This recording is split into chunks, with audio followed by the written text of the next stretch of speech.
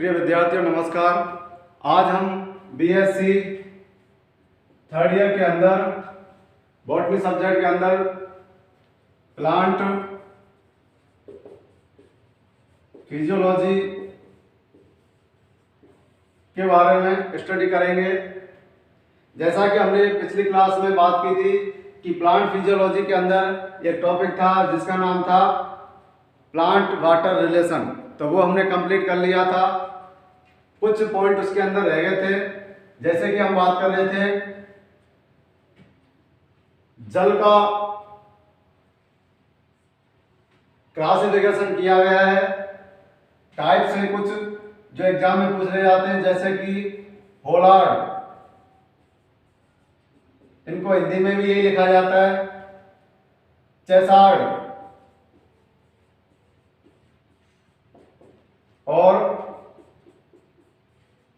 इकार्ड। ये कुछ इस प्रकार से पॉइंट है, टॉपिक है, डेफिनेशंस है इनकी। तो सबसे पहले हम बात करते हैं कि होलार्ड है क्या। होलार्ड पृथ्वी पर जो भी टोटल वाटर है, टोटल वाटर उसको क्या कहा जाता है? होलार्ड। पृथ्वी पर संपूर्ण जल की जो मात्रा है उसे होलार्ड कह देते हैं। दूसरा है चेसार्ड। चेसार्ड क्या है? इस टोटल वाटर में से, टोटल वाटर में से प्लांट जिस जल का अपनी शारीरिक क्रियाओं में काम में ले लेते हैं, उस जल की मात्रा को हम कहते हैं क्या? चेसार्ड। नेक्स्ट है इकार्ड। इकार्ड क्या है? टोटल जल में से, टोटल जो वाटर है उस टोटल वाटर में से प्लांट के द्वारा जो वाटर यूज किया है, यूज करने के बाद जो शेष बचा हुआ जो जल है उसे कहा जाता है इकार्ड। तो ये कुछ तीन डेफिनेशन है: होलार्ड संपूर्ण जल की मात्रा, चेसार्ड प्लांट या पादपों के द्वारा उपयोग में लाए गए जल की मात्रा, और तीसरा जो है वो क्या है? इकार्ड, जो शेष बचा हुआ जल होता है। तो ये कुछ जल का इस प्रकार से कुछ वर्गीकरण किया गया है। इसके बाद हम जल के टाइप्स और भी हैं।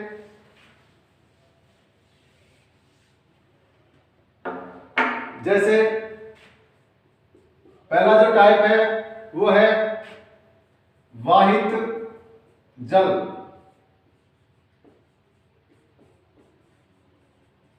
Running water.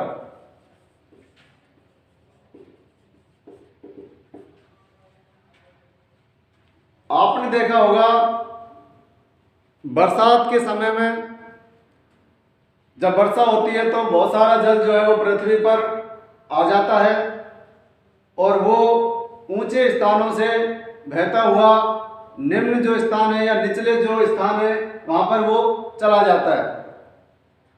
इस प्रकार का जो वाटर है वो प्लांट के लिए अनुपयोगी होता है, पादप उसको काम में नहीं ले पाते हैं। तो इसे कहते हैं हम वाहित जल, ऐसा जल जो बहता रहता है और इस प्रकार का जल पादपों के लिए उपयोगी नहीं होता। दूसरा जल हम बात करते हैं जिसका नाम है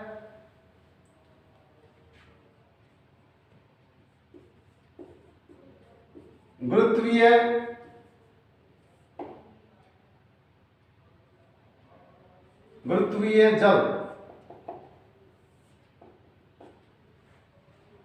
ग्रेविटेशनल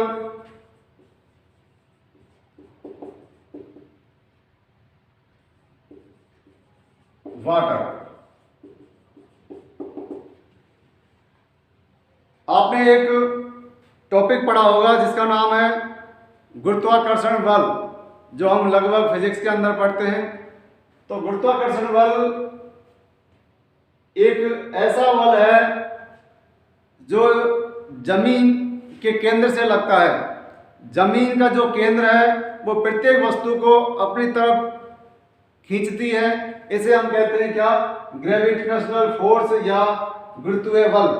और इस गुरुत्वाकर्षण बल के कारण जो पृथ्वी की सतह पर जो जल है वो नीचे की तरफ इस गुरुत्वाकर्षण बल के कारण खींच लिया जाता है, और इस प्रकार का जो जल है वो क्या कहलाता है, गुरुत्वाकर्षण बल।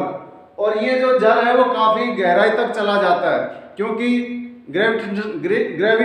ग्रेविटेशनल फोर्स जो है वो काफी मात्रा में होता है, और इस कारण ये जल जो है वो जमीन की काफी गहराई तक चला जाता है।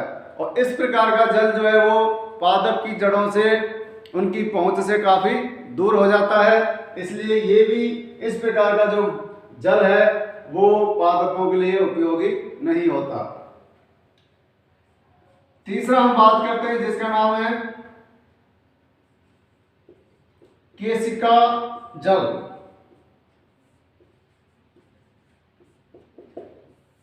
जिसको बोलते हैं हम कैपिलरी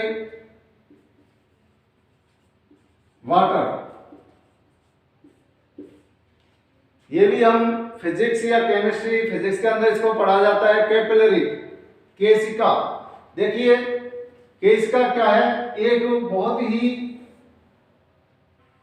संकीर्ण, पतली, नैरो गुहिका वाली,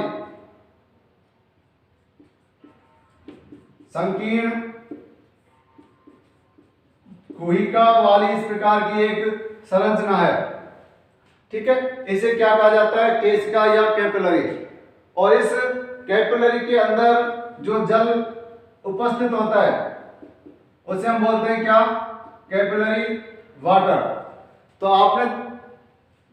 आप जानते हैं कि पृथ्वी के अंदर इस प्रकार से सॉइल पार्टिकल्स हैं, उपस्थित होते हैं, एक दूसरे से आपस में जुड़े हुए होते हैं, और इन सॉइल पार्टिकल्स के बीच में इस प्रकार से एक सक्रिय कुछ संरचनाएं उपस्थित होती हैं, जिसे हम क्या कहते हैं, कैपिलरी। और इन कैपिलरी के बीच में, क्योंकि जो जल है वो कहाँ पाया जाता है, सॉइल पार्टिकल्स में, सॉइल के अंदर सॉइल पार्टिकल्स के बीच में पाया जाता है। तो ये जो इस प्रकार से सॉइल पार्टिकल्स के द्वारा एक गुहिका जो बनी हुई है, इसके अंदर जो जल उपस्थित होता है इसे कहा जाता है कैपिलरी वाटर। और ये कैपिलरी जो वाटर है यही पादपों के लिए उपयोगी है।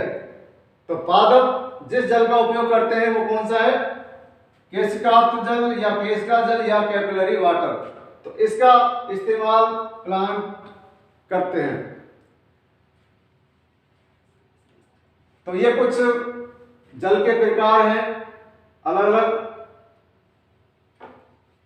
इसके बाद हम बात करते हैं नेक्स्ट,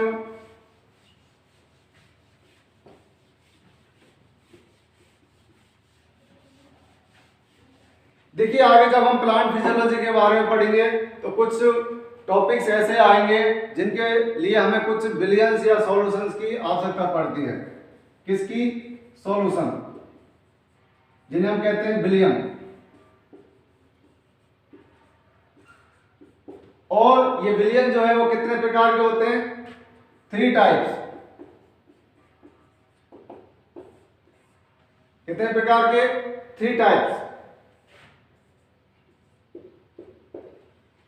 पहले को हम बोलते हैं आइसोटोपिक, आइसोटोपिक सॉल्यूशन।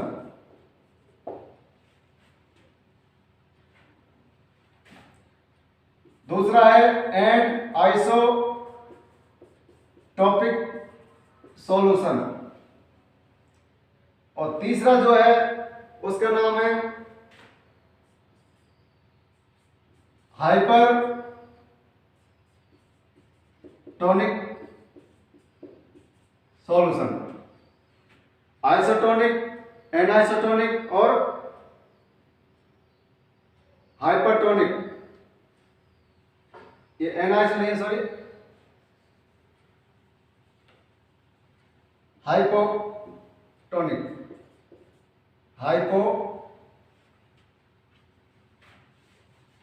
हाइपोटोनिक है,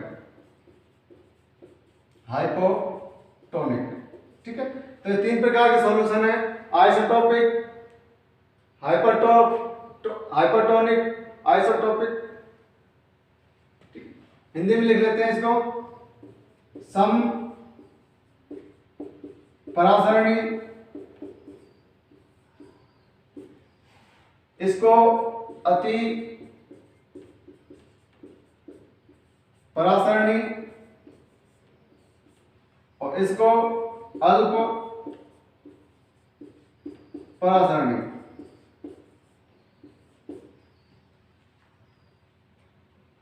ठीक है।